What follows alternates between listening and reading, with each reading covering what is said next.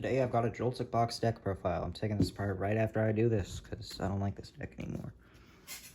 Obviously for Pokemon we got the 2 Joltik. It's how you charge everything up. This is how you get everything out. And we have the Galvantula. This can one-hit KO a Charizard with a Grass and a Lightning attached because it does more damage to Pokemon with an ability. Now for the Pokemon that we are charging up, we got 2 Iron Hands and 2 Pikachu. Pikachu with Gravity Mountain just kind of knocks out in Stage 2 any Gardevoirs. Dragapults, Iron Hands kills the little guys. To find these Pokemon, we got 2 Miraidon with the Tandem unit. You just search for 2 basic Lightning, put them on your bench. Other supporting Pokemon, we got Mew EX to draw a little bit of cards, Bloodmoon for the late game, Clefairy for Clefairy stuff, I don't know, for Dragapult, Fez to draw some cards, Latias to give basically everything in the deck except give everything in the deck free retreat except the Galvantula. Then we got an Iron Leaf to get our energy off the board, break the retreat lock. That's our Pokemon. Next up for items, we got 4 Nest Ball to find Miraidon turn 1, 4 Ultra Ball to find Miraidon turn 1, 3 Pokegear. We don't really have a draw engine, so Pokegear is really good. We play a ton of supporters. We got 1 Super Rod for minimal recovery, but it's pretty useful a lot of the time. Earthen Vessel to find energy, and then our ace spec is Prime Catcher, so we can gust anything we need. Supporters.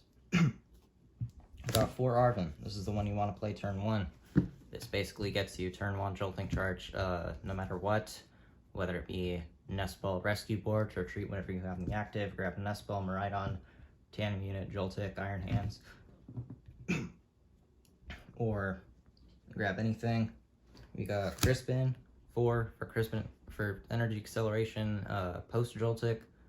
This is really helpful, obviously. Gets your stuff out turn 2 a lot of the time. We got 4 Boss's Orders to gust basically whatever. We knock out a lot of things when we have 4 boss, so 4 boss can be really helpful. Then we have an Iono for late game disruption or early game disruption. Sometimes you get really bricky hands with this deck, like 5 boss on your first turn. For tools, we're playing 2 Bravery Charm. Everything's a basic, basically. Get it? No pun intended. Give everything more HP. Make it harder to knock stuff out. And then we got Rescue Board for retreating before you get Latias. It's for retreating before you get Latias. And then Future Booster for Iron Hands. This can make it possible to use Amp You very much on Pidgeot EX for 3 prize cards, which is really powerful. Also gives it free retreat if you don't have Latios. For stadiums, 1 Gravity Mountain. We just knock out Stage 2s with Pikachu that aren't weak to grass and aren't Dragapult because we have Clefairy for that. Now, think about it, there aren't a lot of those, but it's useful a lot of the time. Oh, you can, with a Future Booster, amp an Ethan's Typhlosion, which is pretty helpful. For energy count, we got 5 Grass Energy and 5 Lightning Energy. Jolting Charge is really powerful, so we just want to have as many of these as possible. And also for Crispin, we also have 2 Psychic Energy for Clefairy and 2 Steel Energy for Pikachu's Topaz Bolt. This needs a Steel too. Anyway, that's a pretty standard Joltik list. Some people do a couple of changes, like adding a second Latias EX. I don't really see the use in that, though, considering you already have Rescue Board. Some people only play 1 of the Miraidon, which I just think is insane, because if you prize 1, you kind of have a horrible setup a lot of the time. Another thing is 2 Mew EX. I like 2 Mew EX. I only own 2 Mew EX though, and the other one is in a deck that isn't Joltik box. And I'm going to talk about some matchups. First off, Dragapult. You have, I think it's a pretty good matchup, because if they're playing Slowpoke, you just always use Amp You Very Much on the Drakelokes, and if they're playing a faster Pult, you have Clefairy, and you have Bravery Charm, and that can make it really hard for them to knock out Clefairy. And obviously Pikachu can one-hit KO if you don't have Clefairy available for whatever reason. Into Raging Bolt, it's a little bit of a rougher matchup. I think it's pretty close to 50-50. It's maybe 55-45 in favor of Raging Bolt. You can either just spam Topaz Bolt, which can be a little bit difficult sometimes, or one thing you can do is get two Topaz Bolts off and then use Clefairy to knock out a third Raging Bolt, or you can use Iron Hands, wherever that may be. Should have kept it sorted. You can use Iron Hands and just boss KO Knocked Owls and Hoot Hoots if they're playing the Owls build. But yeah, Clefairy is pretty good against it because they play Area 0, so a lot of times you are one-hit KOing even like Teal Mask Ogrepon with Clefairy.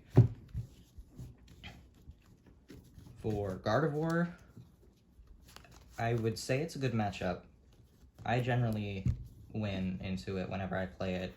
You want to try and get the Iron Hands on the board and maybe charge up a Pikachu to knock out a Gardevoir later. Your main goal here is to boss Ralts and Curlias and kill them, because then they can't get Gardevoir out and their deck doesn't work anymore.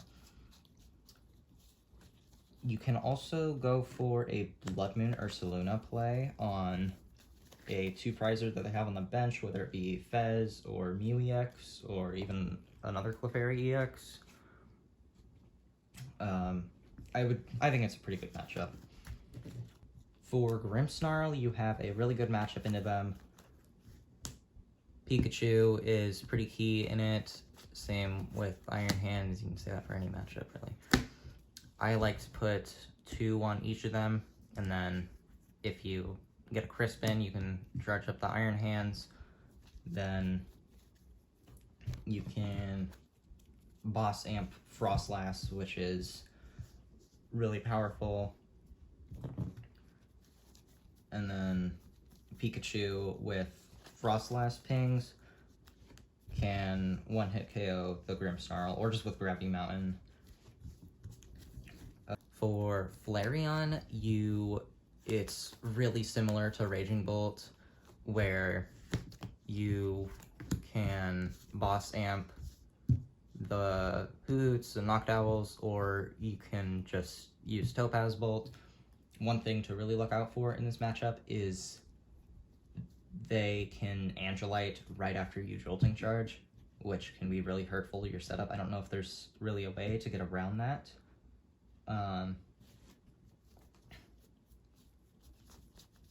And you can also boss KO the Eevees before they evolve.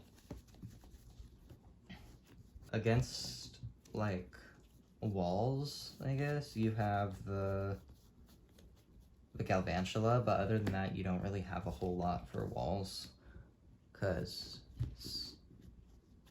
yeah, walls is a rougher matchup, because most of what you play is a basic EX. You do, if something plays just like a Cornerstone, you can Gust around it and kill anything else, but if it's just like a straight walls deck, then it can be really difficult. Well, another notable matchup, you hard lose into Cynthia. There's no way for you to one-hit KO 400 HP Cynthia. You can Gravity Mountain, and that gets them down to 370, but even then, your max weakness damage is 180. And that double is 360, so you're always going to be short. What I recommend is bossing and amping the Roserades, but that's generally a pretty rough matchup. Zoroark, Pikachu is really good. You just Topaz Bolt, KO, go 2/2/2. Charizard Pidgeot is what you're most likely to run into. Iron Hands, you can amp the Pidgeot, like I said earlier, with the Future Booster, and that can be incredibly powerful. The Bravery Charm on the Iron Hands makes it really difficult for them to kill in the early game, because unless they play Max Belt, then they just KO it immediately. But 280 HP isn't super easy to reach for Charizard. And then obviously you can Topaz Bolt Gravity Mountain, and Galvantula and Iron Leaves both one-hit KO a Charizard.